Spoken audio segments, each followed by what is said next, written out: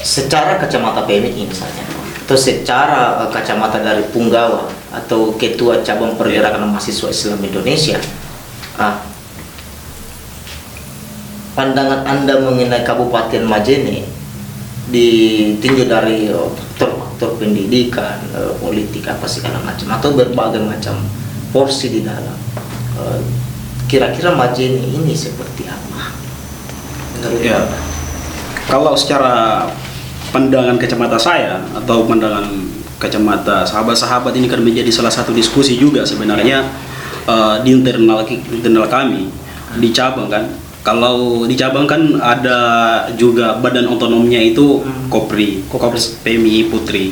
Nah dia itu juga dampingan sahabat-sahabat Kopri itu, dia lebih ke gerakan-gerakan perempuan.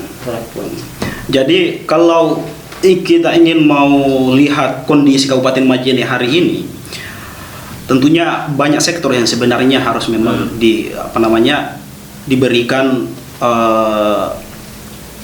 kontribusi dari pemerintah itu sendiri. Paling pertama itu adalah sektor pendidikan. Sektor pendidikan ini, Majene kan menjadi salah satu kota yang diamanahkan menjadi kota pendidikan. Menjadi kota pendidikan. Namun pada saat kita lihat apa yang terjadi di lapangan, yang paling pertama dari tujuan daripada kota pendidikan itu kan SDM-nya masyarakat Kabupaten Majene, terkhusus bagi penikmat pendidikan.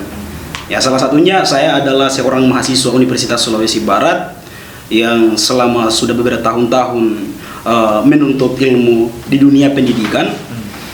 Namun sampai hari ini, setelah adanya status yang diberikan bahwa Majene sebagai kota pendidikan, saya merasa tidak terdidik sebenarnya.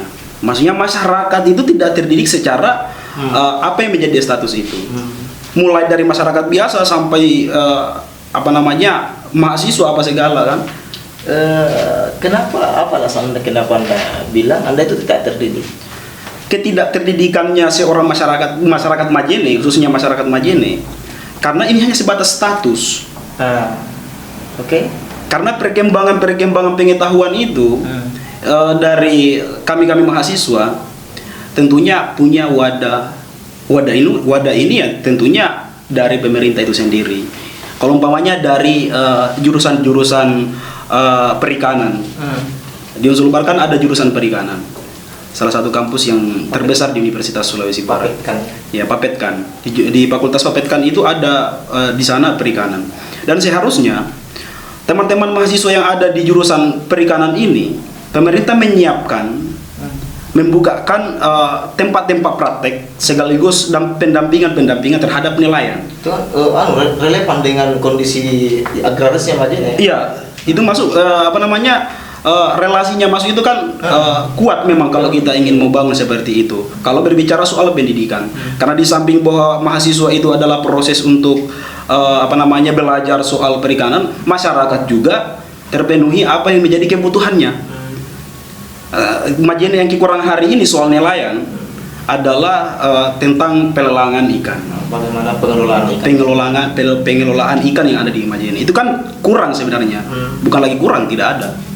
Karena pelemparan nelayan di sini itu keluar Sulbar sebenarnya. Secara pribadi ya. Iya, secara pribadi untuk melihat kondisi Kabupaten Majene. Nah, kalau berbicara soal pendidikan, yang seharusnya kan masyarakat Majene punya SDM yang sangat luar biasa. Dan kedua, fasilitas yang sangat fasilitas yang diberikan pemerintah itu bisa dilakukan dan bisa dipakai oleh teman-teman mahasiswa. Bisa difungsikan dengan berbagai macam jurusan. Kalau di wilayah politik bagaimana? Nah ini sebenarnya kalau berbicara soal perkembangan politik di Kabupaten Majene, justru perkembangan itu masyarakat justru dirugikan. Kalau saya, kerugian masyarakat di sini adalah merubah paradigma masyarakat melihat dunia politik itu bahwa dalam berdinamika di politik itu ternyata ada lebih banyak negatifnya daripada positifnya begitu. Tidak ada pengkali. Iya. Tapi seharusnya politik ini bisa mendidik masyarakat, bisa membukakan matanya masyarakat, bisa membukakan cara berpikirnya masyarakat bahwa politik ini bukan untuk sebenarnya menghasilkan sesuatu yang dimana tidak baik dan kemudian tidak merugikan masyarakat.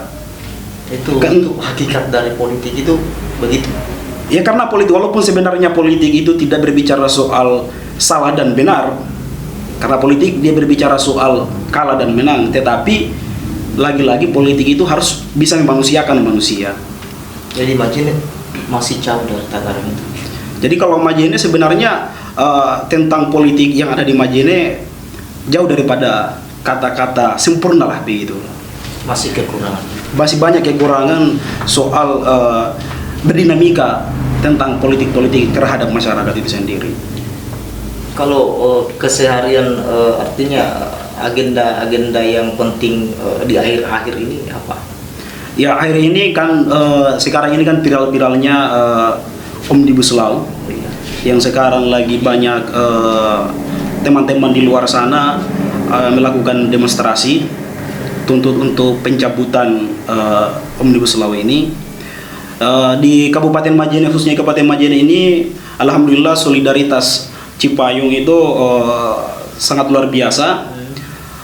Apapun yang menjadi tantangan kami sebagai organisasi eksternal selama ini, itu tidak menjadi sesuatu yang sangat penghalang bagi kami untuk melakukan gerakan-gerakan Omnibus Law ini. Kayak teman-teman dari HMI, LMND, FPPI, GMNI, GMKI, banyak sebenarnya organisasi yang ada di Majene dan terus melakukan mengadvokasi, mengawal melakukan demonstrasi untuk pencabutan Undang-Undang Omnibus Law ini. Memang dari secara struktur organisasi yang paling tinggi itu PB ini menginstruksikan ya. Ya ini kami dari PMI sudah ada instruksi dari pengurus besar untuk melakukan aksi terhadap undang-undang yang disahkan ini, Omnibus Law, untuk penolakan. Berarti belum ada titik terang dari sana. Belum ada, walaupun sebenarnya kami kalau Cipayung di Majene, walaupun keputusan bahwa Omnibus Law ini masih tetap tidak dicabut, tetapi semangat kami untuk memperjuangkan pencabutan ini tetap kami lakukan. Jadi terima kasih sahabat Mas Riyadi atau punggawa atau ketua cabang dari Pergerakan Mahasiswa Islam Indonesia, menilik sedikit tentang persoalan pendidikan di Majene. Kan sekarang kan banyak sekali gerakan-gerakan literasi dan itu patut diapresiasi. Oh iya. Kemudian di persoalan politik mungkin siapapun yang bergelut di dunia politik itu diusahakanlah ada edukasi politik, politik yang positif lah terhadap masyarakat.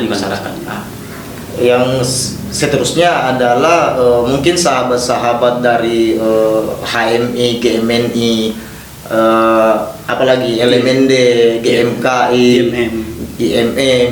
Kalau misalnya ada yang mau disampaikan atau ingin berdiskusi seperti ini, room ini terbuka bagi siapapun, ini terbuka, tidak hanya di kalangan mahasiswa, bahkan di masyarakat sipil seperti status saya ini bisa. Ini room sebenarnya terbuka bagi siapa saja, tidak ada batasan di dalam.